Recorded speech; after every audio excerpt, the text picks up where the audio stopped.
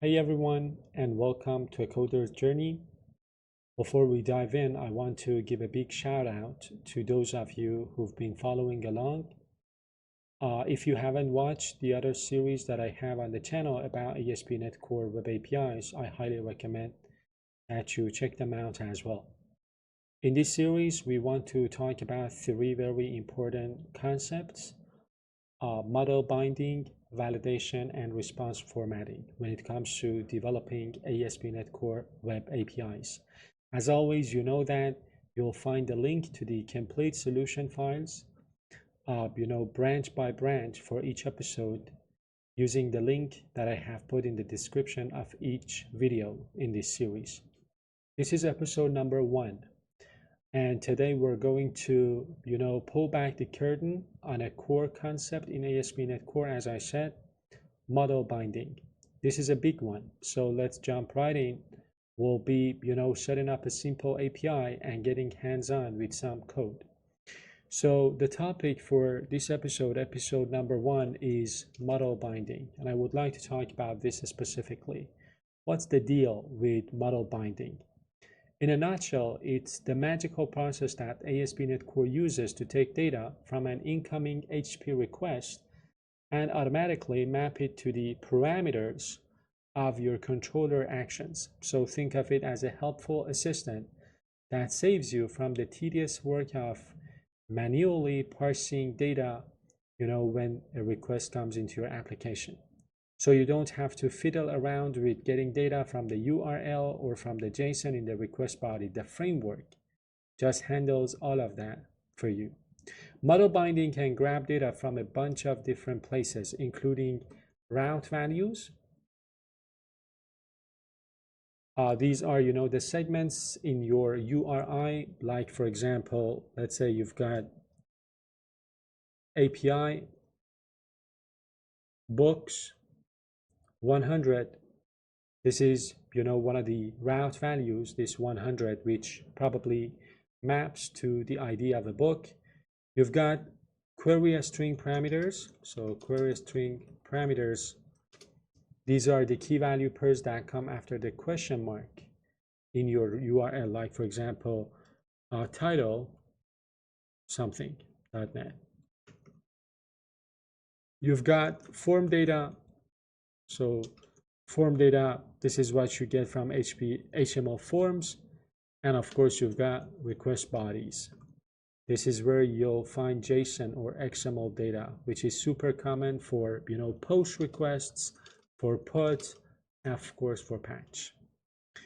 So first things first, I want to talk about the project that I have already created in Visual Studio. So this is a simple, typical ASP.NET Core Web API project using the project template that comes with Visual Studio. I haven't changed anything yet. So this is the project that we are going to work with. And I have, named this project Bookstore API. And it's in the same, solution. So the name of the solution is Bookstore API. There is only one project here. And then when we're done with this, we will, start creating controllers, and we will implement different concepts in model binding, validation, and response formatting. So go ahead, either, create this API in your Visual Studio so that you can follow along, or better yet, get the, code using the link in the description of this episode. So let's continue by defining our domain entities, right? So every good API needs some data to work with. So for this episode, we're going to create a couple of simple classes to represent our entities. And I have thought about two entities, author and book. So inside of the project, I'm going to create a folder. I'm going to call it models. And inside of this, I am going to add a code file. I'm going to add a class, and then I'm going to add some code to this. So as I told you, I want to create, some entities. The first one will be the author. I'm going to create this class with two properties for now, ID and name. This is a pretty forward piece of code, right? So just a unique ID and a name for that author, and then the book entity. In this entity, we've got an ID, a title, and then we bring in our author class to create a simple relationship. This is a common pattern in API design where we represent relationships between our data. I'm going to move this to its own file. I'm going to rename file to author. So, didn't rename, right? Let me do it one more time. Okay. Now let's implement a simple controller, because with our model classes in place, the next step would be to create our controller, and this is where the magic happens. We'll add a new controller to handle requests related to books. In our controllers folder, we already have this code file created by Visual Studio. We can reuse this, or we can remove this and create a controller from scratch. What I want to do is to get rid of this code and then start creating that controller. So the name of the controller, it's going to be books controller. I'm going to write it. I'm going to write the code, but don't worry, we'll break down everything that's going on here. So the books controller inherits from controller base. Then we've got some endpoints like get book by ID. For now, we will return a dummy book based on the model class that we created.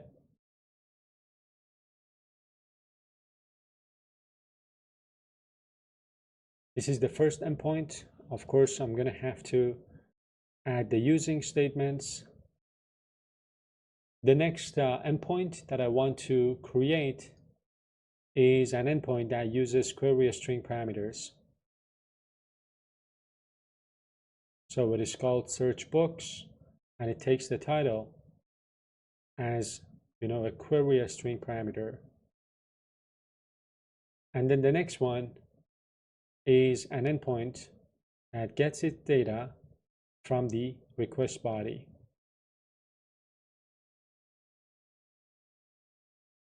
We will probably change these endpoints in future episodes, because we would like to bring in the database into play as well, but these are good enough for us now so that we can talk about what model binding is doing for us.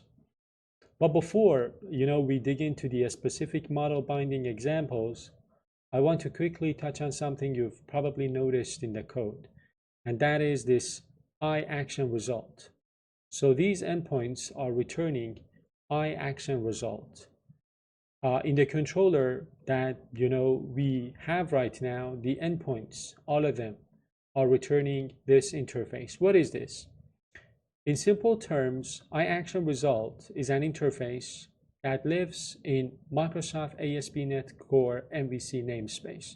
So it kind of represents the result of a controller action. Instead of forcing your methods to return a rigid single type, iActionResult gives you a ton of flexibility. You can return different HP status codes, objects, or even a file, depending on the situation. This is super helpful because it allows you to communicate the outcome of an operation very clearly to the client. And that is the reason why we can actually return different methods, like for example, OK, or created at action. The reason this works is that, again, helper methods like OK or created at action or even not found, and all of the others, all of the other methods return objects that implement this interface, this iActionResult interface. So the compiler is happy with this because it knows that anything implementing iActionResult is a valid return type for our method. So again, even though the return type of these methods has to be an instance of this interface, these helper methods all return instances of iActionResult interface. Now, looking at the code, the books controller, we can, again, investigate this iAction result further. For example, here we are returning OK, and then we are passing this object into this helper method, right? So basically, it means that we are returning a 200 OK response from this endpoint, and we're sending the book object as the JSON inside of the response body. This is our way of saying, hey, I found the book you asked for, and here it is. Then we've got this one, return OK, and then we are passing a string into the, OK helper method. Again, what will happen is that the client will get a 200 OK response, but this time we're just sending a simple string. And then we've got this one, return created at action.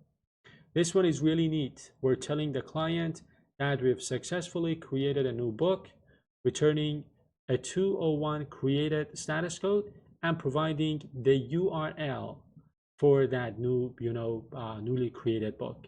And the actually client can get to that newly created book using the URL that we return. Anyway, using this iAction result gives you so much power. A single action method can handle multiple outcomes. It can return OK if a record is found, not found if it isn't, bad request if the input is bad, and so on. So they all work because they implement iAction result, making your code cleaner and more expressive. Now I want to talk about model binding in our code. With this iAction result out of the way, let's focus on our controller and see how model binding is doing its job in each of these examples. So the first example that I want to talk about is this one, search books. This method is configured to respond to HTTP GET requests, and you can see this attribute here, right? So HTTP GET requests that kind of hit this endpoint, API, which is, what we put here, and then the name of the controller, books, and then this name, search. So the search inside HTTP GET search is a route template. It is called a route template that appends /search to the base route we defined at the controller level, which is, of course, as I told you, API /controller, which is a placeholder for the name of the controller, books. The real star here is this one, from query. So this from query, this attribute explicitly tells ASP.NET Core to look for a parameter named title in the query string of the URL that points to this endpoint. So if a client sends a request like API books /search $title.net, ASP.NET Core and its model binding will automatically grab the value .net and pass it to our title parameter. Just a quick side note, if we were to leave the search route template out, I'm talking about this one, the route would fall back to just API/books. This can cause some routing conflicts if we have another HTTP GET action without a route template. So generally it's a good practice to be explicit about these route templates to avoid these kind of headaches. The next endpoint that I would like to talk about is this one, this first endpoint. The action method is mapped to the URL pattern API /books, which is of course the name of the controller, and then /ID. So the curly braces here act as a placeholder for a route parameter. Remember, this is called a route template. This is a route parameter. So when a request like API books /10 comes in, ASP.NET Core's routing system kicks in. It sees the ID placeholder and it intelligently figures out that the value 10 from the URL segment should be bound to our integer value, to this integer ID parameter. So the framework's routing system ensures this action is chosen only for URLs that fit this specific pattern, making our API clean and predictable. Last but not least, let's talk about this one. So this is where we handle creating a new book. We've decorated the method this time with HTTP post, which tells the framework that this method should respond to HTTP post requests. Since there is no route template inside the attribute, it simply uses the controller's base route. So /API/books. The from body that you can see here is, a classic example of model binding at work. The from body attribute tells ASP.NET Core to go looking for JSON data in the request body. It then deserializes that JSON into a full-fledged book object and passes it to our method. For example, if a client sends a post request to this endpoint with the structure, with the data of a book as JSON in the request body, the model binder will automatically populate that book object with all that data, including even that nested author object, and that of course saves us a lot of time. Now these three endpoints that we have inside of the controller can be tested. Now that we've got these implemented, let's see them in action. And a great way to test your API is with a simple HTTP file that you can find inside of your project here. I've included an example, some examples in this HTTP file so that we can quickly test the different endpoints. All we need to do is to run the API and test these different endpoints one after the other and see how things work out. By the way, you can also use the Swagger page that's automatically generated when you create a new API project. That also is a fantastic way to visually explore your endpoints and test them out. You can also use something like Postman or Hopscotch for more detailed look. You can also set breakpoints on the different parts of the action methods inside of your controllers and see them in action, right? But let's do something. Let me run the API and see if these endpoints actually work. So I'm gonna open the API project in my terminal and I'm gonna run this.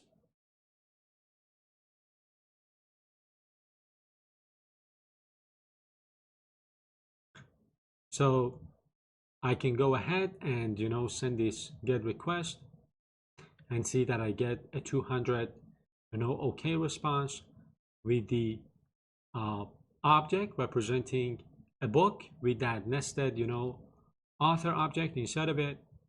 I can search for books and get this string returned to me, and I can even go ahead and create a book and get the newly created book in the response.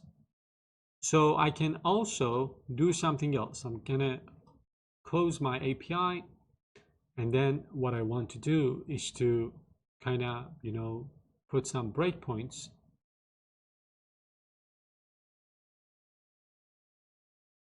So here, and here. Breakpoint, insert breakpoint. And then I'm gonna go to my launch settings file. So inside of properties, launch settings, there is this place that says launch URL, launch browser false. I'm gonna change this to false. I have already talked about different configuration that you can set up with this launch settings file in the playlist that I have on the channel about environment-based configuration. And what I want to do now is to take a look at this file, and then I'm going to debug my API. So I want to run it. My API is running now, and what I want to do is to invoke these different endpoints and see things in action. First off, I'm gonna send out this GET request with some ID, and if I execute, I see that this breakpoint is hit, and if I hover my mouse here, you can see this number 1, right? So basically this means that the model binding is doing its job correctly, because it took this value that we passed into the endpoint, and it automatically put that value inside of this input parameter for this method, for this action method. I'm going to click continue, and I get the result here. Then I can go ahead and search for something. I'm going to search for .NET, execute, and again, if I hover my mouse here, I can see that the value inside of this has been automatically, set up, .NET. So model binding is working without me having to, capture things manually. Everything is working correctly. And I can go ahead and, execute this one as well. And if I take a look at the book object, I can see the different values, the author, the name, and the ID. Of course, the author has a name and an ID, so all of the values, even for that nested object, are correctly being set up. I'm going to continue this, then I'm going to close the API and remove these breakpoints. So delete the breakpoint and also delete the breakpoint here and here. And that was it. That was it for episode number 1. We saw that model binding is working. We saw a couple of examples of different, model binding scenarios. Let's quickly recap what we've covered today. Model binding, as I said, is the automatic process that maps data from HTTP requests to your controller action parameters. And then you can bind data from route parameters, query string parameters, and the request body. We use attributes, as you saw, like from route, from query, from body, to be explicit about where the data should come from. We also learned that attributes like HTTP GET, HTTP POST are crucial for mapping incoming requests to the correct controller action. Finally, we looked at how iActionResult provides a flexible way to return different types of responses with a specific status codes from a single action method. And that was it for this episode. That's a wrap for this episode. If you found this video helpful, as always, consider subscribing to the channel, give the video a thumbs up, and don't forget to hit that notification bell so that you don't miss out on our next video, where we'll be tackling even more complex model binding, validation, and response formatting scenarios. Thank you guys for watching. See you in the next episode.